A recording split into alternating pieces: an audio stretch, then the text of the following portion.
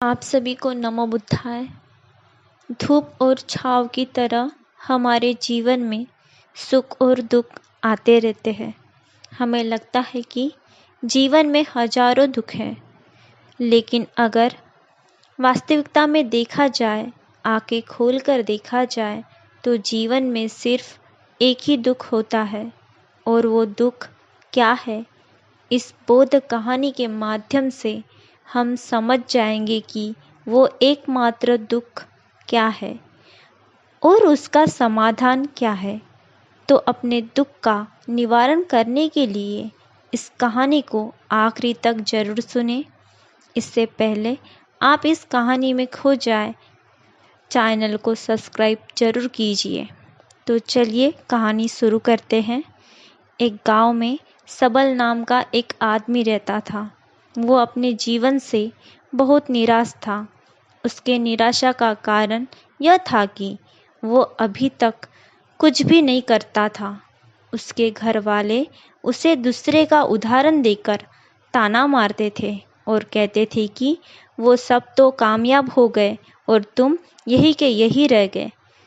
जब भी वह कहीं बाहर जाता तो लोग उससे पूछते कि तुम क्या कर रहे हो, और उसे यह कहने में बहुत ही ज़्यादा शर्म महसूस होती थी कि वो अभी कुछ नहीं कर रहा है, कुछ करने की कोशिश कर रहा है। धीरे धीरे उसने लोगों से मुंह छिपाना शुरू कर दिया। उसका दुख इतना बड़ा था कि उसे लगता था कि वो इस धरती पर एक बोझ है। उसके बस में कुछ भी नहीं करना है, कुछ कर ही नहीं सकता, तो फिर जीकर क्या करेगा? उसे तो मर जाना चाहिए। वो अकेले में बैठकर रोता, भगवान को दोष देता। एक दिन उसने नगर में गुरु को देखा, जो दुख के ऊपर अपना प्रवचन दे रहे थे। गुरु कह रहे थे कि दुख एक गुरु की तरह होता है, जो आपको जीवन के बारे में समझाता है और आपको सही से जीवन जीने का तरीका बताता है। आप चाहे तो दुख रूपी गुरु से अपना जीवन सीख सकते हैं, या दुख में डूबकर बैठे बैठे रो सकते हैं। सबल भी यह बातें सुन रहा था। जब उपदेश खत्म हुआ तो उसने गुरु से कहा, दुख कुछ सिखाकर नहीं जाता, बल्कि पीड़ा देकर जाता है। दुख की पीड़ा अनंत होती है। ऐसा लगता है कि इसके बाद कुछ नहीं मिलने वाला, कुछ नहीं होने वाला। मृत्यु भी इसके सामने कम लगती है। गुरु ने पूछा कि क्या दुख है तुम्हें? सबल ने अपनी सारी परेशानी गुरु को बता दी और कहा कि मेरे दुख का आपके पास कोई समाधान नहीं है। गुरु ने मुस्कुराकर कहा, जब तुम्हारे जीवन में असली दुख आए तब तुम मेरे पास आना, मैं उसका समाधान अवश्य करूँगा। यह कहकर गुरु वहाँ से चले गए। सबल ने सोचा कि क्या मेरा दुख असली नहीं है? क्या यह मैं दुख झेल रहा हूँ वो दुख नहीं है? कोई भी मेरे दिल का दुख नहीं समझता।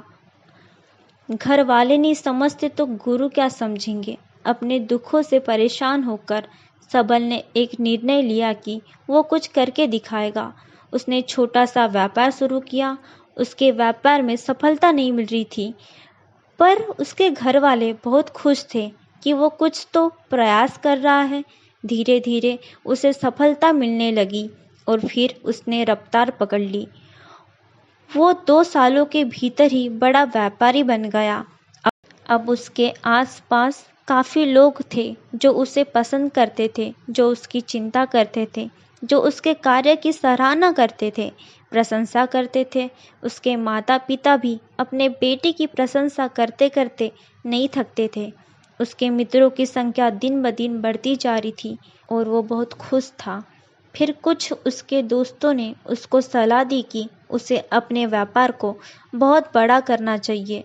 जब वो बड़ा व्यापारी बनकर इतना खुश है तो सोचो, अगर तुम इस नगर के, इस राज्य के सबसे बड़े व्यापारी हो जाओगे तो कितना सुख होगा तुम्हारे पास, कितने लोग तुमसे जुड़ेंगे, कितना यश तुम्हारा फैलेगा।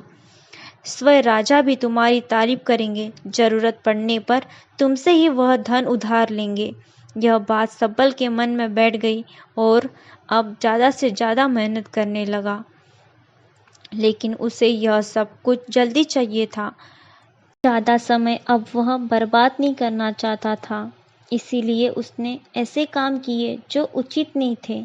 उसने बहुत बड़ी मात्रा में धन उधार ले लिया और वह यहीं पर नहीं रुका। ज़्यादा मुनाफा कमाने के लिए उसने अपने माल की गुणवत्ता खराब कर दी। उसके मित्र उसे जैसा कहते थे वो वैसा ही करता रहा। दूसरे व्यापारी के खिलाफ षड्यंत्र रचने लगा। अब उसके जीवन का सुकून कहीं चला गया था। उसे अब रातों में नींद नहीं आती थी। वो हमेशा अब चिंतित रहता था। सुख साधन की सारी वस्तुएं होने के बाद भी उसे किसी भी चीज में सुकून नहीं मिल रहा था। एक दिन सबल अपने रथ में बैठकर एक मार्ग से जा रहा था। रास्ते में उसने उसी गुरु का आश्रम देखा। वो गुरु के पास पहुंचा और कहा, गुरुदेव, आपने कहा था कि असली दुख हो तो तभी मेरे पास आना। मेरे जीवन में बहुत दुख है। मैं रात को सो भी नहीं पाता हूँ। सबल ने गुरु को अपनी सारी बात बता दी। गुरु ने कहा कि जब तुम पहली बार मिले थे तब भी तुम किसी दुख में थे। उस दुख से तुमने क्या सीखा? सबल ने कहा कि केवल सोचने के मात्र से कुछ नहीं होता। अपने सोच को साकार करने के लिए कर्म करना पड़ता है और केवल कर्म करने से कुछ नहीं होता। कर्म को अंतिम पड़ाव तक ले जाना आवश्यक होता है। चाहे रास्ते में कितने ही तूफान आए, बाधाएं आए, चाहे निराशा आए, ऐसा क्यों ना लगे कि अब कुछ नहीं होगा, तब भी यह मानकर कि जो कार्य मैं कर रहा हूँ मैं इसमें सफल होकर ही रहूँगा। कर्म करना चाहिए। लोग केवल सफल आदमी को ही महत्व देते हैं। बाकी चाहे कोई कितना भी अच्छा क्यों ना हो, इस दुनिया के लिए वह एक बोझ ही कहलाता है। गुरु मुस्कुराए और कहा, जब तुम्हारे जीवन में असली दुख आए तब तुम मेरे पास आना। मैं उसका समाधान अवश्य करूँगा। सबल फिर से आश्चर्यचकित हुआ कि क्या यह दुख असली नहीं है तो दुख और होता क्या है। लेकिन उसने और कुछ नहीं बोला और सबल ने गुरु को एक घड़ा भेंट किया जो सोने के सिक्कों से भरा हुआ था। घड़े को देखकर गुरु ने कहा कि घड़े को वहां उस पेड़ के नीचे गड्ढा खोदकर दबा दो। यह मेरे किसी काम का नहीं है। सबल ने ऐसा ही किया और वहां से वह चला गया। धीरे धीरे सबल को व्यापार में घाटा होने लगा। उसकी धन संपत्ति धीरे धीरे घटने लगी और एक ऐसा समय आया जब उसके ऊपर बहुत कर्जा हो गया था। लेकिन वो निश्चित था कि कर्जा उसके मित्रों द्वारा ही उसे दिया गया था। वह सोचता कि उसके मित्र उसके बुरे समय में उसका साथ देंगे, पर ऐसा कुछ नहीं हुआ। सबसे पहले उसके मित्रों ने ही अपना उधार मांगना उससे शुरू किया। ना देने पर उसे जान से मारने की धमकी तक दी। उसके शुभचिंतक, उसके चाहने वाले सब उससे दूर होते चले गए। उसके पिता उसकी गलतियां उसे सुनाने लगे, गिनवाने लगे। उसकी सारी संपत्ति नीलाम हो गई। उसके पास कुछ नहीं बचा। वो सड़क पर आ गया। उसने अपने पिता से सहायता मांगी। पिता ने कहा कि मेरे पास तो इतनी ही थोड़ी सी ही संपत्ति है। अगर मैं तुम्हें यह दे दूं तो मैं तुम्हारी माँ को कहाँ रखूँगा। हमारा सहारा यही संपत्ति है बेटा।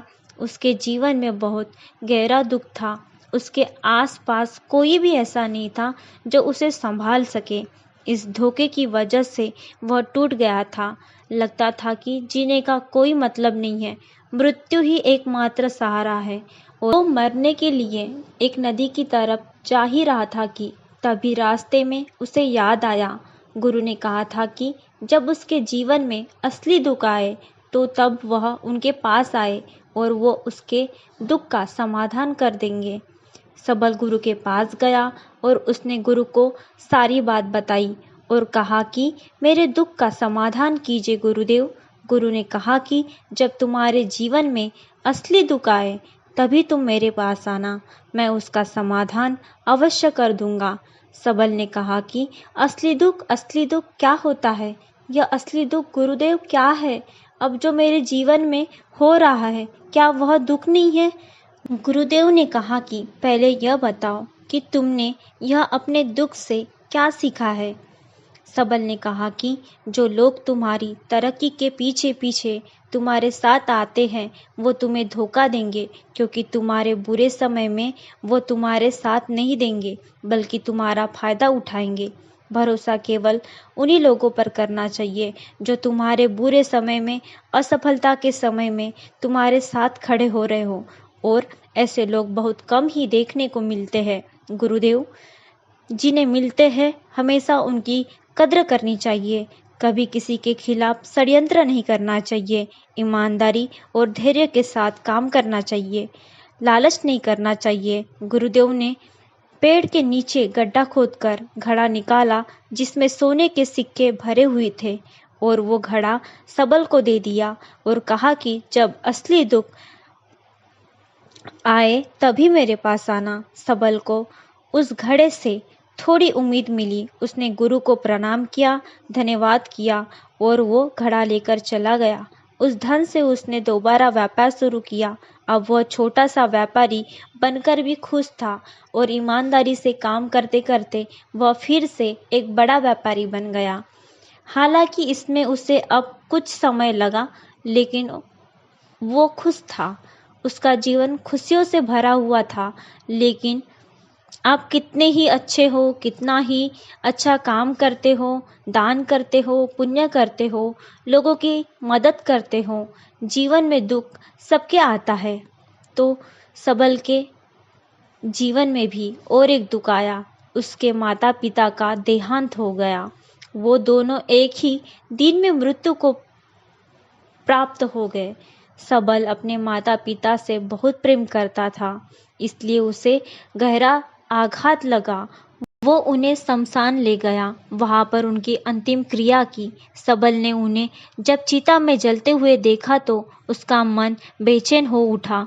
उसके मन में हजारों सवाल खड़े हो गए। वो घर वापस आया तो उसने अपने माता पिता की संपत्ति को देखा, जिसके लिए वो हमेशा लड़ते रहते थे। आज वो लावारिस की तरह पड़ी थी। उसकी देख रेख करने वाला, उसे देखने वाला कोई नहीं था। उसके पिता ने जो भी इकट्ठा किया था सब यहीं पर रह गया था। एक दिन पहले तक भी वो अपने संपत्ति के लिए किसी से भी लड़ने के लिए तैयार थे, लेकिन आज सब कुछ खत्म हो चुका था। उसका मन बहुत बेचैन हो रहा था। लग रहा था जैसे कुछ खाली है, कुछ अकेलापन सा है, कुछ डर है, कुछ है जो समझ नहीं आ रहा है। इसीलिए वह गुरु के पास जा पहुंचा। गुरु ने सबल को देखते ही कहा कि क्या कोई दुख है? सबल ने कहा, जीवन में वैसे तो कोई भी दुख नहीं है गुरुदेव, सब ठीक ही है, सब सुखी है। पर आज मेरे माता पिता की मृत्यु हो गई और मेरा मन बहुत दुखी है। गुरु ने कहा कि इसमें दुखी होने की क्या बात है? एक दिन तो सबके प्रियजनों को मर जाना है। जीवित तो यहाँ कोई नहीं रहा, ना कोई रहेगा। तुम भी एक दिन मर जाओगे, हो सकता है कल। तो कहो तो आज, तो कहो तो अभी भी मर सकते हो। सबल ने कहा कि गुरुदेव, आप यह क्या कह रहे हैं? मैं भी मर जाऊंगा? मैं तो अभी जवान हूँ। गुरु ने कहा कि प्यारे, इस भ्रम में मत जीना कि मृत्यु बूढ़ों को ही आती है।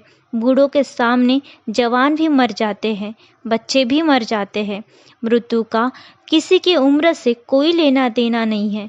गुरु के मुख से यह बातें सुनकर सबल वहाँ से चुपचाप चला गया, पर उसका मन जैसे बेचैन हो गया था। वो कुछ खालीपन सा महसूस कर रहा था। दिन रात वो अपने बारे में ही सोचता रहता कि वो क्या कर रहा है, वो क्या है, क्यों है, कैसे है, हम क्या है, हम क्या करने आए हैं यहाँ पर? क्या बस चीज़ों का उपभोग करना और मर जाना जीवन का असली मतलब होता है? उसे कोई जवाब नहीं मिल रहा था और उसका दुख बढ़ता ही जा रहा था। कुछ दिन बाद वो वापस गुरुदेव के पास पहुंचा और गुरु को सारी बात बता दी। गुरु मुस्कुराए और गुरु ने कहा कि आज पहली बार तुम्हारे जीवन में असली दुख उत्पन्न हुआ है। वास्तव में यही है जो दुख कहलाने के लायक है, लेकिन हमें पता ही नहीं है कि हम क्या कर रहे हैं, क्यों कर रहे हैं, कैसे हैं, कौन है हम और हमें क्या करना है। सबल ने कहा, गुरुदेव मेरे दुख का समाधान कीजिए। गुरु ने कहा कि हम सब अपने जीवन भर क्या इकट्ठा करते हैं।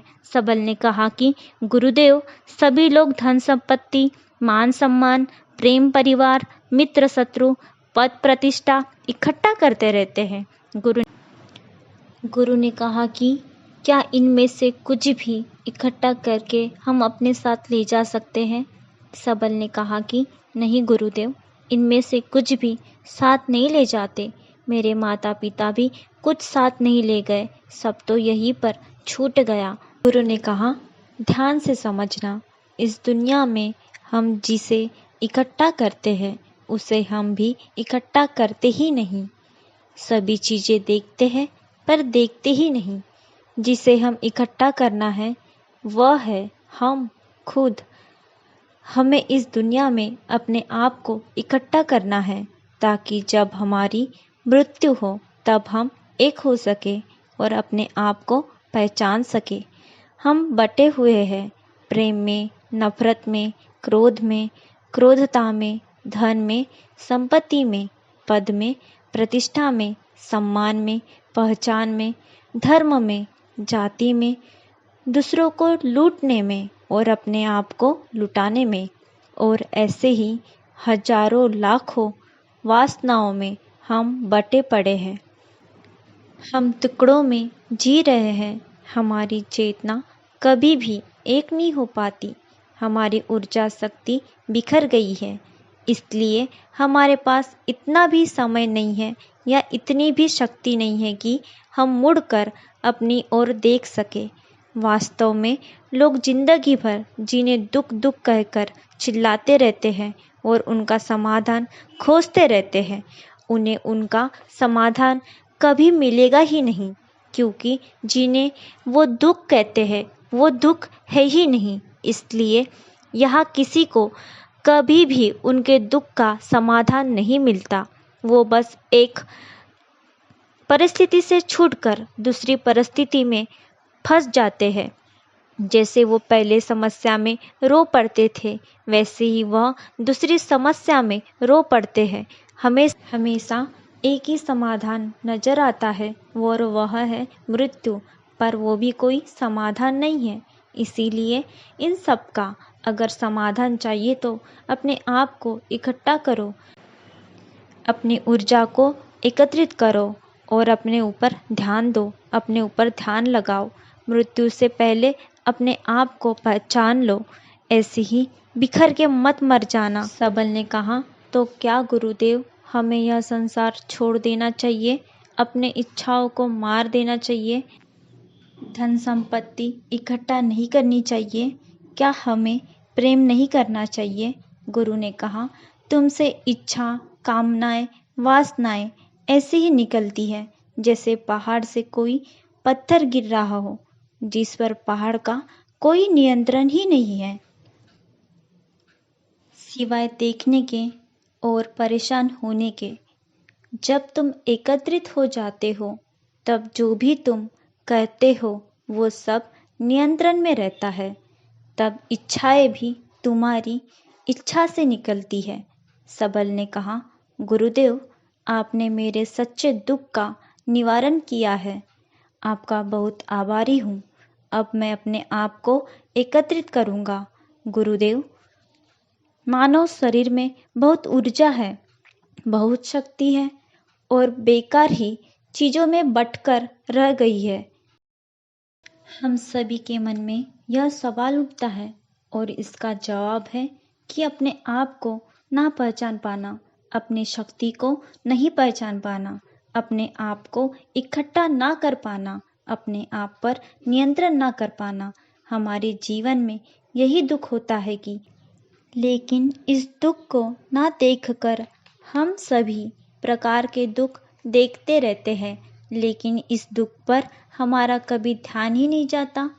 और वास्तव में होना यह चाहिए कि जब हमारे जीवन में दुख आते हैं तो हमारी सोच वहाँ पर जाना चाहिए कि मैं क्यों हूँ, मैं क्या हूँ, और जब यह एकमात्र दुख आपके जीवन में नजर आता है, तब आप ध्यान की तरफ बढ़ते हैं, तब आप अपने आप को खोजने की तरफ चलते हैं। तो साधु साधु साधु।